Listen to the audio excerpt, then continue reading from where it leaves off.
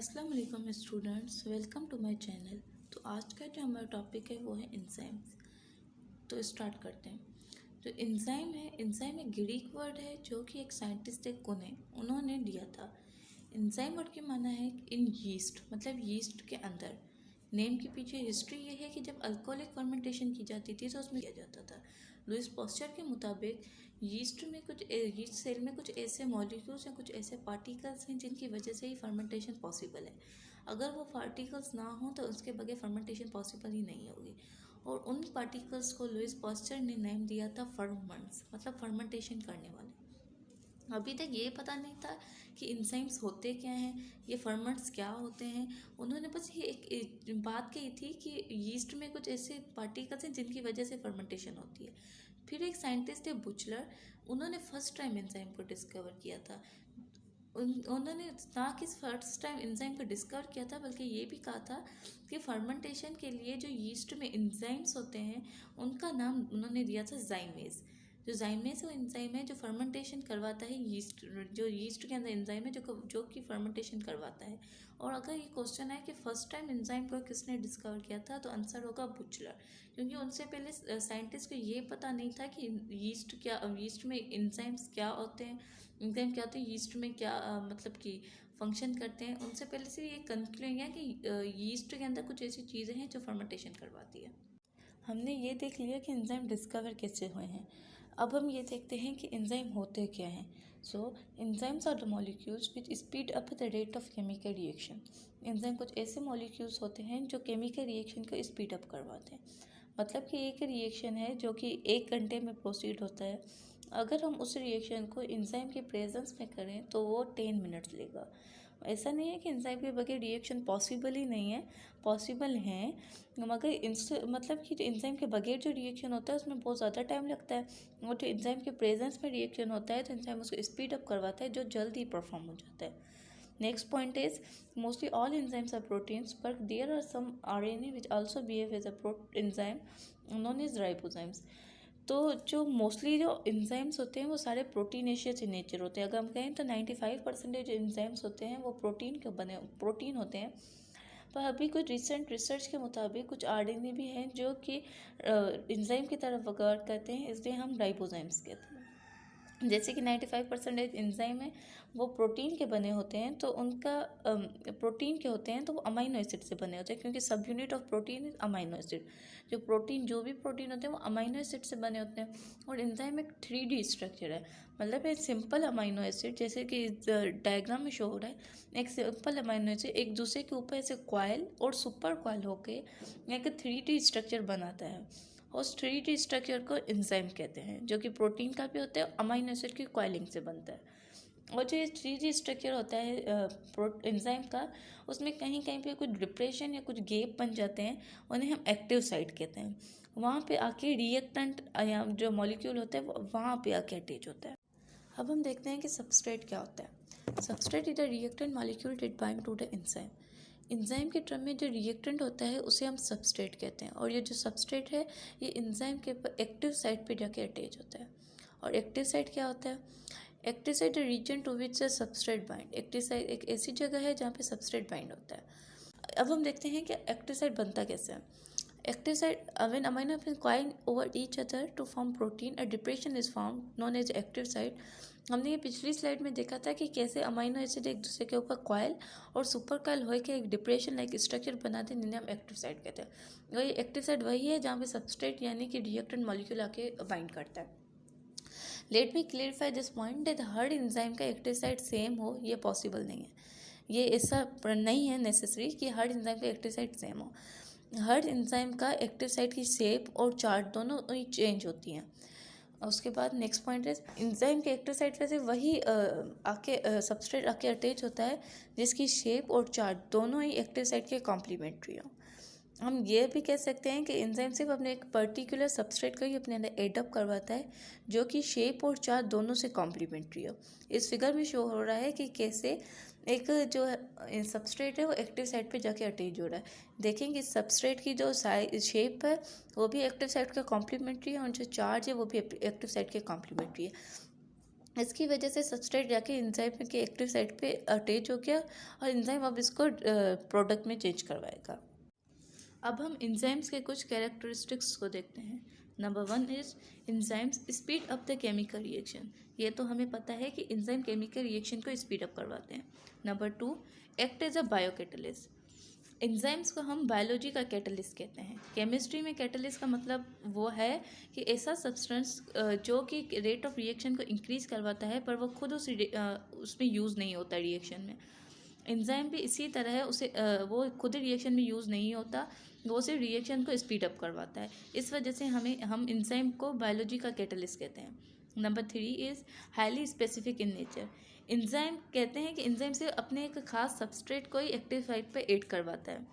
This is because of the active site कि हर enzyme का active site का shape and the chart change होता है, जिसकी वजह से उसका सबस्ट्रेट भी चेंज होता है। इसी वजह से हम ऐसे कहते हैं कि एंजाइम का एक पर्टिकुलर सबस्ट्रेट होता है जो कि सिर्फ उससे ही एक्ट करवाता है, उसके अलावा किसी और को एक्ट नहीं करवाता। इस वजह से हम कहते हैं enzymes are highly specific in nature. Number 4 point is enzymes can be reused. जैसे कि हमें पता है कि एंजाइम कैटलिस्ट की तरह काम करते हैं, तो एंजाइम केमिकल रिएक्शन में पार्टिसिपेट नहीं करते, वो सिर्फ उस रेट ऑफ रिएक्शन को इंक्रीज करवाते हैं। तो जैसे एंजाइम हमें रिएक्टेंट में जैसे हम एंजाइम को ऐड करवाते हैं, प्रोडक्ट में भी, प्रोडक्ट साइड में भी हमें एंजाइम उसी तरह से मिलता है। तो हम मतलब कि एंजाइम जैसे हमने दिया था वैसे ही हमें वापस मिलता है, तो हम एंजाइम को फिर से रीयूज़ कर सकते हैं। अगर एंजाइम ने एक रिएक्टेंट को प्रोडक्ट में चेंज करवा दिया, उसके बाद ये फ्री होता है, उसके बाद ये दूसरे रिएक्टेंट को प्रोडक्ट में चेंज करवा सकता है। इस वजह से हम कहते हैं कि enzyme can be reuse. Number 5 point is enzymes are required in small amount. जैसे कि हमें पता है कि एंजाइम रीयूज हो सकते हैं और हम एंजाइम को जैसे फिर से यूज़ कर सकते हैं, तो एंजाइम की इतनी ज़्यादा ज़रूरत नहीं होती। एंजाइम को हम स्मॉल अमाउंट में लेते हैं और वो इनफ होता है हमारी रिएक्शन के लिए, क्योंकि वो रीयूज़ हम कर सकते हैं। Number 6 point is enzymes are sensitive to temperature and pH. हर चीज़ का एक रेंज होती है, और अगर उस रेंज से हमें ज़्यादा दें तो भी खतरनाक होता है, अगर उस रेंज से हम कम दें तो भी खतरनाक होता है। जैसे कि हमारे बॉडी का नॉर्मल टेम्परेचर 37 डिग्री सेल्सियस है, उस पर एंजाइम अपना मैक्सिमम वर्क शो करता है, जिसे हम ऑप्टिमम टेम्परेचर एंजाइम के लिए कहते हैं। अगर हमारे बॉडी का टेम्परेचर 37 से ज़्यादा हो गया तो एंजाइम अपनी प्रॉपर्टी लूज कर देते हैं, अगर उससे कम हो गया तो भी एंजाइम अपना काम करना छोड़ देते हैं। इसी वजह से इसी एंजाइम्स एक जो पीएच पे बने हैं वो उसी पीएच पे काम करे, अगर उससे थोड़ा पीएच चेंज हो गया तो एंजाइम की एक्टिव साइट की शेप चेंज हो सकती है, जिस वजह से वो अपने पर्टिकुलर सबस्ट्रेट को अपने अंदर ऐड नहीं करवा सकता, जिसकी वजह से वो रिएक्शन नहीं होगा। तो हर चीज़ अपने एक रेंज में होती है। तो enzymes are very sensitive to temperature pH. Enzymes का अगर टेम्परेचर जिस टेम्परेचर ऑप्टिमम टेम्परेचर है, ऑप्टिमम पीएच पे ही काम करता है, अगर उससे ज़्यादा कम होगा तो एंजाइम काम नहीं करेगा। Number 7 point is enzymes are larger than substrate. ये साइज़ की बात कर रहा है कि एंजाइम सबस्ट्रेट से बड़ा होना चाहिए, क्योंकि जैसे कि एंजाइम बड़ा होगा तो सबस्ट्रेट उनमें इजीली आके ऐड हो सकता है। अब तक हमने ये देखा कि एंजाइम रेट ऑफ रिएक्शन को स्पीड अप करवाता है। अब क्वेश्चन ये आता है कि वो कैसे। तो हर रिएक्शन को स्टार्ट करवाने के लिए थोड़ी सी एनर्जी देनी पड़ती है रिएक्टेंट को, ताकि वो पुराने बॉन्ड तोड़े और उसके बदले न्यू बॉन्ड बने। तो उस एनर्जी को हम एक्टिवेशन एनर्जी कहते हैं, मतलब कि एक्टिव करना, किसी रिएक्शन को एक्टिव करना। इस कॉन्सेप्ट को समझने से पहले हम एक एग्जांपल लेते हैं जो कि फिगर में शो हो रहा है कि एक बॉल है जिसको हमने राइट साइड ऑफ फेंकना है। तो उसके लिए हमारे पास दो बेरन हैं, एक ये ऊपर वाला और एक ये नीचे वाला। तो ऊपर वाले से अगर हम बॉल को थ्रो करेंगे तो हमें एनर्जी ज़्यादा देनी पड़ेगी, हो जाएगा तो वो भी राइट साइड पे। अब इसको एनर्जी हमें कम देने पड़े तो हम इसका बैरियर थोड़ा छोटा कर देंगे। अगर हम बैरियर छोटा करेंगे तो भी ये जो बॉल है ये राइट साइड जाएगा, पर इसको एनर्जी कम चाहिए। एंजाइम भी ये सेम पाथ फॉलो करता है कि हमारी बॉडी में जो भी रिएक्टेंट हैं उनको एक्टिवेशन एनर्जी बहुत ज़्यादा होती है, और उस एक्टिवेशन एनर्जी उतनी एक्टिवेशन एनर्जी मतलब हमारी बॉडी में नहीं होती इतनी एनर्जी। और अगर हम उस एनर्जी को कम, एंजाइम जो है वो उस बेसिकली उस एनर्जी को कम करता है, रिएक्टेंट की एक्टिवेशन एनर्जी को। अब वो एक्टिवेशन एनर्जी कम हो गई तो उस एनर्जी पे हमारे बॉडी के जो रिएक्शन है वो प्रोसीड हो सकता है, क्योंकि उतनी एनर्जी हमारे बॉडी में होती है। तो उस एनर्जी से हमारे जो पुराने बॉन्ड है वो टूटेंगे और जो न्यू बॉन्ड है वो बनेंगे, तो रिएक्टेंट चेंज हो जाएगा प्रोडक्ट में। तो हम कहते हैं कि एंजाइम रेट ऑफ रिएक्शन को इंक्रीज़ करवाता है। वो ऐसे ही करवाता है कि वो activation energy of the reactant हमारी बॉडी में कम करता है, जिसमें जो है फिर जो मॉलिक्यूल्स हैं वो इजीली रिएक्टेंट के मॉलिक्यूल्स प्रोडक्ट में चेंज हो सकते हैं, क्योंकि अगर एंजाइम ना हो तो एनर्जी बहुत ज़्यादा रिक्वायर्ड है, जो कि हमें पता नहीं कितनी टाइम लगेगी उस एनर्जी को कलेक्ट करने में। एंजाइम के बगैर भी रिएक्शन पॉसिबल हैं, पर उस रिएक्शन को इतना ज़्यादा टाइम लगता है। तो जो एंजाइम है वो बेसिकली रेट ऑफ रिएक्शन को इंक्रीज़ करवाता है by decreasing the activation energy. Enzymes के दो टाइप्स होते हैं। Enzyme can either be simple enzymes और it can be conjugated enzymes. Simple enzyme वो होते हैं जो सिर्फ अमाइनो एसिड के बने हों और उसमें सिर्फ प्रोटीन पार्ट हो और उसमें नॉन प्रोटीन पार्ट की ज़रूरत ना हो, उन्हें हम कहते हैं सिंपल एंजाइम। उनके एग्जांपल है लाइपेज, जो कि फैट को फैटी एसिड में कन्वर्ट करता है, ब्रेक डाउन करता है, और दूसरा है अमाइलेज, जो कि स्टार्च को शुगर में कन्वर्ट करता है। ये होते हैं सिंपल एंजाइम्स। और दूसरे होते हैं कॉन्जुगेटेड एंजाइम। कॉन्जुगेटेड एंजाइम को एक प्रोटीन पार्ट के सिवा एक नॉन प्रोटीन पार्ट की भी ज़रूरत होती है अपने रिएक्शन को प्रोसीड करवाने के लिए। अगर कोई कंजुगेटेड एंजाइम में सिर्फ प्रोटीन पार्ट हो तो वो इनएक्टिव होता है। उनके लिए ज़रूरी है कि उनमें नॉन प्रोटीन पार्ट ऐड हो। तो जो protein part of conjugated enzyme है उन्हें हम एपो एंजाइम कहते हैं, और जो नॉन प्रोटीन पार्ट होते हैं उन्हें हम कोफैक्टर कहते हैं। तो एपो एंजाइम और कोफैक्टर दोनों के मिला के कॉन्जुगेटेड एंजाइम को एक टर्म हम असाइन करते हैं, जिन्हें हम कहते हैं होलो एंजाइम, जो मतलब कि एपो एंजाइम प्लस कोफैक्टर को कहते हैं। कोफैक्टर हमें पता है कि नॉन प्रोटीन पार्ट होता है और वो कंजुगेटेड के लिए लाजमी होता है। अब कोफैक्टर का डिफरेंट कंडीशन में डिफरेंट नेम्स होते हैं। अगर कोफैक्टर कोवेलेंटली बॉन्ड हो एंजाइम के साथ तो उन्हें हम प्रोस्टैटिक ग्रुप कहते हैं। अगर वो लूजली बाउंड हो तो उन्हें हमको एंजाइम कहते हैं। अगर कोफैक्टर की जगह मेटल आयंस यूज़ हों तो उन्हें हम एक्टिवेटर कहते हैं। मतलब जो टाइटली पैक्ड हों एंजाइम के साथ उन्हें हम प्रोस्टैटिक ग्रुप कहते हैं। जो लूजली बाउंड हो एंजाइम के साथ उन्हें हम को एंजाइम कहते हैं। को एंजाइम को हम कहते हैं कि वाइटामिन्स के डेरिवेटिव्स भी होते हैं। और अगर कोफैक्टर में मेटल आयन जैसे कि मैग्नीशियम ये यूज़ हों तो हम उन्हें एक्टिवेटर कहते हैं। एक्टिवेटर जो होते हैं वो डीअटैचेबल पार्ट होते हैं, मतलब कि वो सिर्फ एंजाइम को जब ज़रूरत होती है तब ऐड होते हैं, उसके बाद ये रिमूव हो जाते हैं। अब हम देखते हैं the classification of enzyme. So enzyme को हमने जो क्लासीफाई किया है वो on the basis of the reaction catalyst, माना कि जो रिएक्शन है वो किस टाइप का है। अगर रिएक्शन ऑक्सीडेशन और रिडक्शन का है तो उस टाइप ग्रुप ऑफ एंजाइम्स को हम ऑक्सीडो रिडक्टेज कहते हैं। अगर उस रिएक्शन में ट्रांसफ़र ऑफ फंक्शनल ग्रुप हो रहा है from one part two another part तो उस ग्रुप ऑफ एंजाइम जो यूज़ होते हैं उन्हें हम ट्रांसफरेज कहते हैं। ऐसे ही अगर कोई कोवेलेंट बॉन्ड टूट रहा है in the present of water तो उसे हम कहते हैं हाइड्रोलेस। और अगर कोई और बॉन्ड टूट रहा है, अगर कोई बॉन्ड टूट रहा है मतलब उसमें वाटर रिलीज नहीं हो और कुछ और रिलीज हो तो उसे हम लाइएज कहते हैं। अगर आइसोमेराइजेशन का रिएक्शन है तो उसमें जो ग्रुप ऑफ एंजाइम यूज़ होते हैं उसे हम आइसोमेरेज कहते हैं। और लाइगेज अगर वहाँ यूज़ होता है जहाँ पे दो चीज़ों को आपस में दो मॉलिक्यूल्स आपस में बाइंड किया जाए। तो सबसे पहला जो है वो है ऑक्सीडो रिडक्टेज एंजाइम। वो एंजाइम जो ऑक्सीडेशन और रिडक्शन के प्रोसेस में यूज़ हों उन्हें हम कहते हैं ऑक्सीडेटो रिडक्टेज एंजाइम। एक एग्जांपल है ऑक्सीडो रिडक्टेज एंजाइम का अल्कोहल डिहाइड्रोजनेज। इससे हमें वर्ड से ही पता चल रहा है कि इसमें जो अल्कोहल है उसमें डिहाइड्रोजनेज मतलब उसमें जो है हाइड्रोजन आयन जो जिन्हें हम प्रोटॉन कहते हैं उसका ट्रांसफ़र होगा। तो एक रिएक्शन होता है इथेनॉल का। इथेनॉल जब एसिड अल्डिहाइड में चेंज होता है तो उसमें जो कार्बन हाइड्रोजन बॉन्ड है वो टूटता है। जो कार्बन हाइड्रोजन बॉन्ड टूटता है तो उसमें से दो हाइड्रोजन हैं वो रिलीज़ हो जाते हैं। वो हाइड्रोजन दो है वो NADP को मिलते हैं, जो NADP रिड्यूस होकर NADH बनाता है। तो इसमें जो रिडक्शन का प्रोसेस हो रहा है और जो बॉन्ड टूट रहा है तो इस जो है अल्कोहल डिहाइड्रोजिनेस एंजाइम के प्रेजेंस में तो अल्कोहल डिहाइड्रोजिनेस एंजाइम को हम ऑक्सीडो रिडक्टेज में शामिल करते हैं। सेकेंड है ट्रांसफरेज। इसमें मतलब कि फंक्शनल ग्रुप एक पार्ट से दूसरे पार्ट तक जाता है, उस type of group of enzyme को हम ट्रांसफरेज कहते हैं।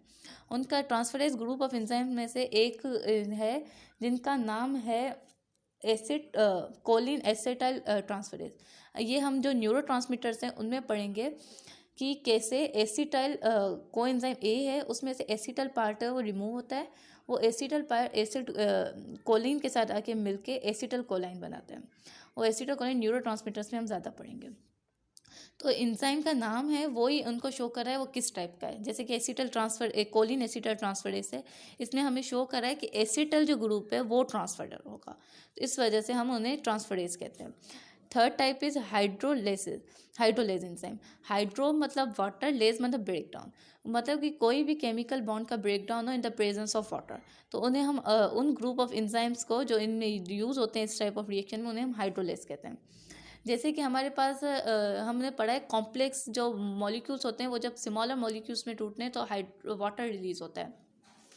जैसे कि पेप्टाइड है, जो पेप्टाइड है, पेप्टाइड जो बॉन्ड है वो टूट के अमाइनो एसिड देता है, तो इसमें भी वाटर रिलीज होता है, तो उन्हें हम हाइड्रोलेज एंजाइम्स में शामिल करते हैं।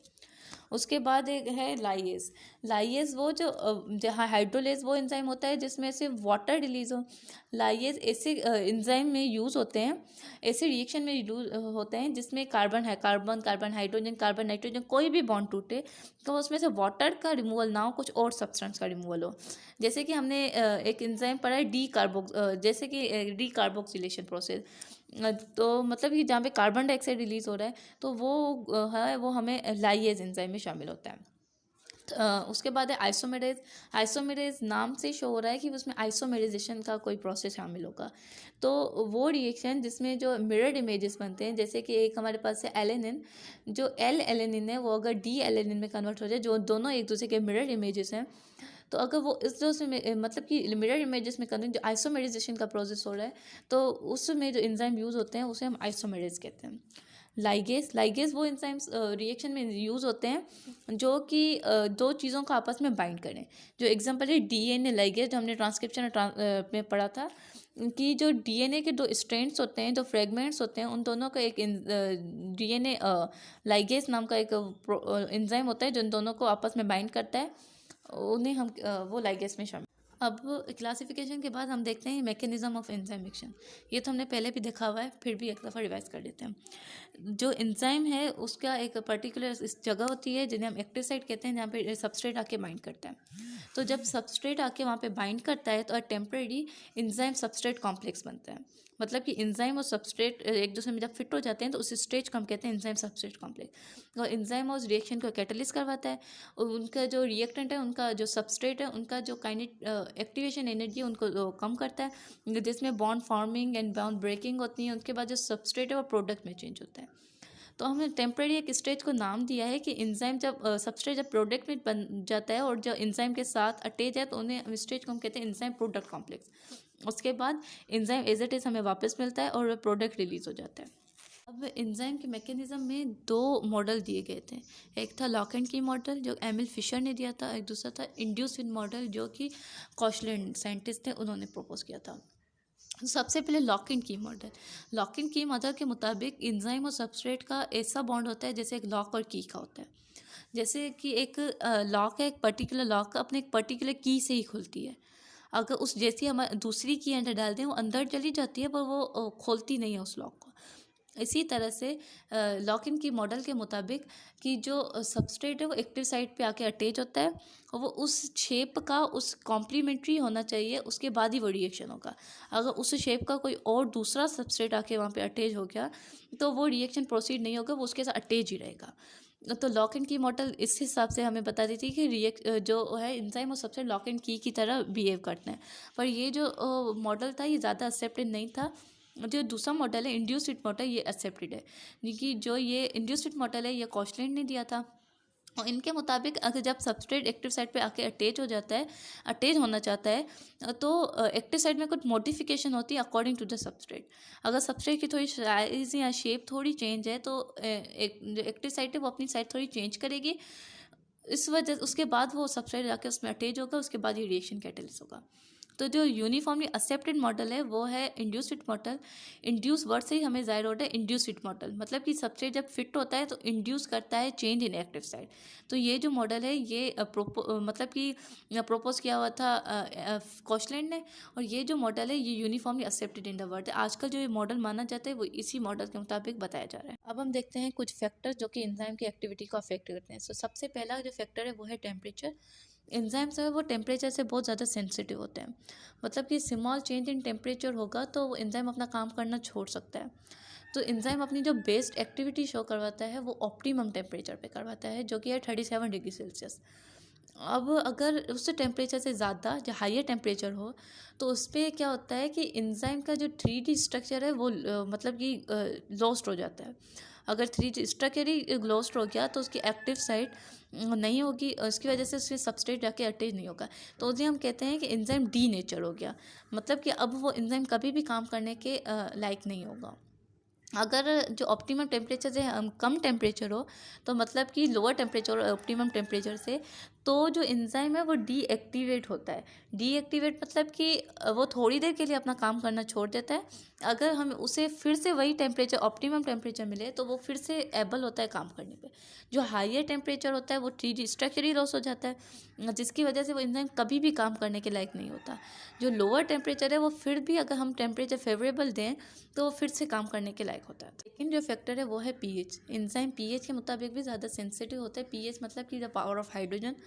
अब जो एंजाइम्स हैं वो जहाँ पे अपना काम कर रहे हैं वो उसका ऑप्टिमम पीएच है। अगर उससे हम दूसरे पीएच में ले जाएं तो उसकी जो एंजाइम की जो स्ट्रक्चर है वो एक्टिव साइट की जो स्ट्रक्चर है वो चेंज हो सकती है, इस वजह से वो अपना काम करना छोड़ देता है। जैसे कि एक एग्जांपल है पेप्सिन, जो कि हमारे स्टमक में होता है, जो एसिडिक मीडियम में काम करता है। अगर हम पेप्सिन को बेसिक मीडियम में ले जाएं तो वहाँ पे काम नहीं करेगा। जो थर्ड फैक्टर है वो है एंजाइम कंसंट्रेशन। जैसे जैसे हम एंजाइम की कंसंट्रेशन इंक्रीज करेंगे रेट ऑफ रिएक्शन भी इंक्रीज होगा, पर वो एक पॉइंट तक। उस पॉइंट को हम सेचुरेशन पॉइंट कहते हैं, जहाँ पे जो एक्टिव साइट ऑफ एंजाइम है वो सबस्ट्रेट के साथ फुली ऑक्यूपाइड हो जाए, मतलब जो सारे सबस्ट्रेट हैं वो ऑक्यूपाई हो जाए in the active site of enzyme.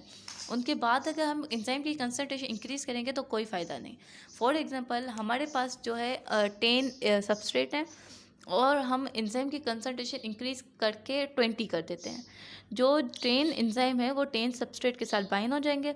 उसके बाद जो 10 एंजाइम रह जाते हैं उनका कोई भी रोल नहीं होगा। इसी तरह कि अब हम मतलब कि जो ये 10 एंजाइम और 10 सबस्ट्रेट मिल जाते हैं, फुली ऑक्यूपाइड हो गए, उन्हें हम पॉइंट को हम सेचुरेशन पॉइंट कहते हैं। उसके बाद अगर हम सबस्ट्रेट को इंक्रीज भी करें तो हमारे लिए कोई फ़ायदा नहीं। जो नेक्स्ट फैक्टर है वो है सबस्ट्रेट कंसंट्रेशन। जैसे जैसे हम सबस्ट्रेट की कंसंट्रेशन इंक्रीज करते जाएंगे रेट ऑफ रिएक्शन इंक्रीज होता जाएगा, पर वो एक पॉइंट है जिस पॉइंट को हम सेचुरेशन पॉइंट कहते हैं। उस पॉइंट पे जो एक्टिव साइट ऑफ एंजाइम है वो सब एक्टिव साइट ऑफ एंजाइम है वो सबस्ट्रेट के साथ बाइंड हो जाते हैं। अगर हमारे पास फॉर एग्जांपल 10 सबस्ट्रेट हैं और हम सबस्ट्रेट की कंसंट्रेशन इंक्रीज करते ही जा रहे हैं, हमारे पास 5 एंजाइम है, तो 5 एंजाइम है वो 5 सबस्ट्रेट को अपने अंदर बाइंड करेगा। वो उतना ही टाइम लेगा जो उसे लगाता है, वो उतना ही टाइम लेगा।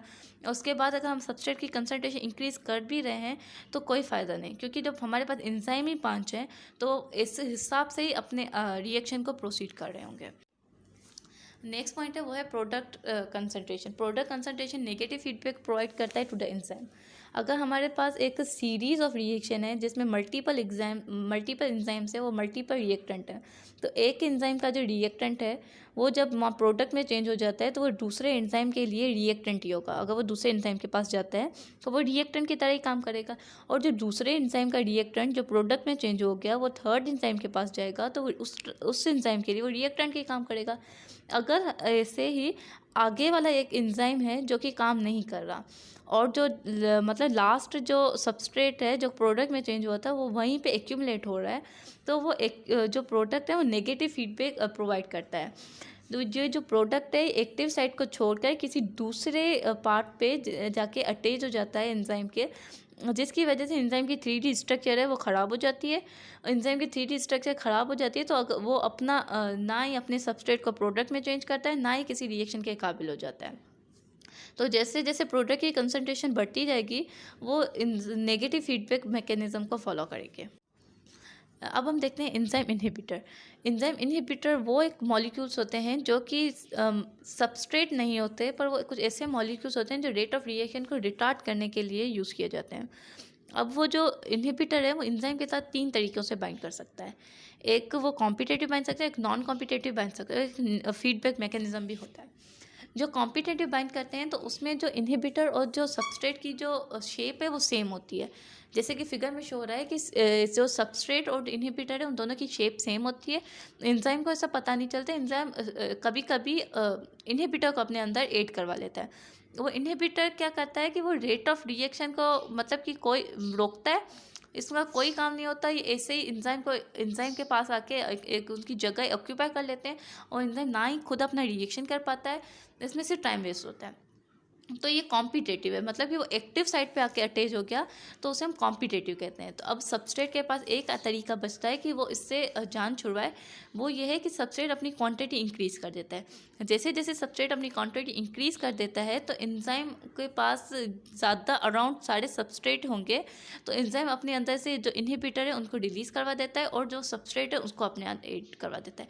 तो मतलब ये एक कॉम्पिटिशन हो रहा है इनहिबिटर और सबस्ट्रेट के दरमियान कि कौन ज़्यादा है। अगर इनहिबिटर ज़्यादा होंगे तो इनहिबिटर जाके एंजाइम के साथ ऐड हो जाते हैं, जिसकी वजह से एंजाइम का रिएक्शन भी नहीं होता और वो ऐसे ही एंजाइम ऑक्यूपाई हो जाता है एक्टिव साइट पर, उनका कोई रिएक्शन नहीं होता। तो इसको हम सबस्ट्रेट की कंसंट्रेशन इंक्रीज़ करने से हम इन मैकेनिज़्म को सही कर सकते हैं। जो सेकंड है इनहिबिशन का, वो है non competitive inhibition. Non competitive inhibition वो होते हैं कि मतलब कि जो इनहिबिटर होते हैं वो एक्टिव साइट पे जाके अटैच नहीं होते, इनहिबिटर एक्टिव साइट के अलावा कोई दूसरे जो साइड है वहाँ पे जाके अटैच होता है। जैसे कि फिगर में शो हो रहा है, यहाँ पे जो इनहिबिटर है वो एंजाइम के इधर दूसरे साइड पे जाके अटैच हो गया, जिससे एंजाइम की 3D स्ट्रक्चर लॉस्ट हो जाती है। उसके बाद एंजाइम अपने सबस्ट्रेट को अपने अंदर ऐड नहीं करवा सकता क्योंकि उनका 3D स्ट्रक्चर लूज हो चुका है। उसके बाद जो ये एंजाइम है नॉन कॉम्पिटिटिव इनहिबिशन होती है, वो एंजाइम कभी भी काम करने के लायक नहीं रहते क्योंकि उनके 3D स्ट्रक्चर ही लॉस हो गए हैं। जो कॉम्पिटिटिव है उनको हम फिर भी रीयूज़ कर सकते हैं सबस्ट्रेट की कंसंट्रेशन इंक्रीज करके, तो नॉन कॉम्पिटिटिव को हम ऐसे यूज़ नहीं कर सकते। जो थर्ड मैकेनिज्म है वो है फीडबैक मैकेनिज्म। फीडबैक मैकेनिज्म मतलब कि दो तरह के होते हैं, एक पॉजिटिव एक नेगेटिव। पॉजिटिव मतलब कि अगर एक कंसंट्रेशन है जैसे कि एक कंसंट्रेशन है और हमें उनको और इंक्रीज़ करवाना है तो वो पॉजिटिव फीडबैक है, अगर हमें उन्हें रिटार्ड करवाना है तो वो नेगेटिव फीडबैक है। अब एंजाइम जो फॉलो करता है वो नेगेटिव फीडबैक फॉलो करता है। एंजाइम ये इसलिए होता है कि एंजाइम एक सीरीज़ ऑफ रिएक्शन में एक का रिएक्टेंट दूसरे का प्रोडक्ट बनता है, जब क्योंकि एक का जो रिएक्टेंट है वो प्रोडक्ट में चेंज होकर आगे चलता है, दूसरे जब एंजाइम के पास जाता है तो वो उसके लिए एज ए रिएक्टेंट ही यूज़ होता है। तो ऐसे ही यूज़ होते हैं। अगर उस रिएक्शन को स्टॉप करवाना है तो जो ये जो प्रोडक्ट है, आखिरी एंजाइम का जो प्रोडक्ट है वो एक सबसे पहले वाले एंजाइम के पास आता है, वो उसके साथ नॉन कॉम्पिटिटिव बाइंड कर जाता है। जब वो नॉन कॉम्पिटिटिव बाइंड कर जाता है तो उसकी वजह से एंजाइम के 3D स्ट्रक्चर हो जाते हैं, एंजाइम अपने आगे फंक्शन नहीं कर रहा होता। तो ये मैकेनिज्म है नेगेटिव फीडबैक का, जिसकी वजह से एंजाइम अपना काम करना छोड़ देता है। ये नेगेटिव फीडबैक बॉडी प्ले करती है, जब उन्हें ज़रूरत नहीं होती उस प्रोडक्ट की तो वो खुद नेगेटिव फीडबैक के थ्रू एंजाइम को इनहिबिट करवाती है। सो आज का यही था। Thanks for watching. Like share and subscribe my video.